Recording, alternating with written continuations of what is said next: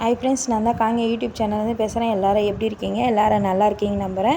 இன்றைக்கி வந்து ஒரு க்ளீனிங் ஒர்க்கு தான். டெக்கரேட்டிவ் பொருள் வச்சுருக்கேன். எல்லாம் உள்ளே வரும்போது என்ட்ரன்ஸ் உள்ள ஒரு டெக்கரேட்டிவ் பொருள் வச்சுருக்கேன் ஃப்ரெண்ட்ஸ். அதை க்ளீன் பண்ணுறது வீடியோ தான் உங்களுக்கு ஷேர் பண்ணுறேன்.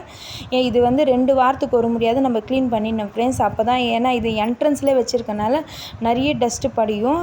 நம்ம க்ளீன் பண்ணால் தான் அது கொஞ்சம் க்ளீனாக அழகாக இருக்கும் பார்க்குறதுக்கு. நம்ம அப்படியே விட்டுட்டோன்னா கருப்பாகிடும் ஃப்ரெண்ட்ஸ். ரொம்ப கருப்பாகிடும். அப்புறம் க்ளீன் பண்ணுறதுக்கு ரொம்ப கஷ்டமாகிடும். இந்தமாரி தண்ணி விட்டு நான் எல்லாத்தையும் அலசி வச்சுடுவேன் ஃப்ரெண்ட்ஸ். இது அலசி 1 மணி நேரம் 2 மணி நேரம் நம்ம காய வச்சுட்டுனா நல்லா சொட்ட தண்ணி இருந்து போயிடும்.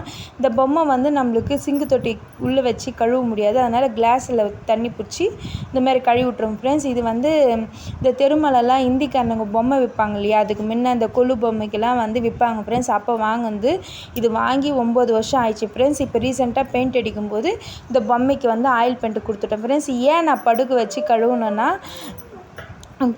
கழுவுனேன்னா அந்த கண்ணுக்கும் புருவத்துக்கும் வந்து நான் தெரியாத கருப்பு சாந்து வச்சிட்டேன். அது பெயிண்டில் வரலையேன்னு கருப்பு சாந்து வச்சிட்டேன்.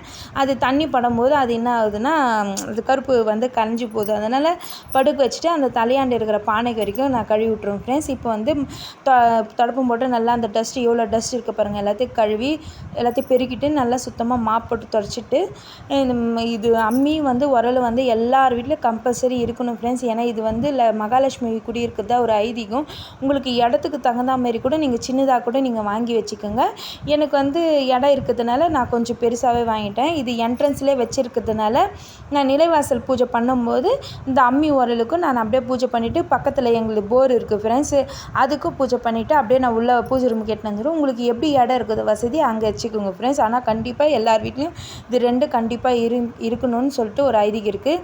இப்போ வந்து எல்லாம் க்ளீன் பண்ணிவிட்டு சமையல் கட்டில் வச்சுருங்க ஃப்ரெண்ட்ஸ். எல்லாம் ஃபேன் போட்டு விட்டுட்டோன்னா ஒரு 1 மணி நேரம் 2 மணி நேரம் தண்ணி இருந்துடும். அதுக்கப்புறம் வந்து இந்தமாரி ரீஅரேஞ்ச் பண்ணி வச்சிடலாம்.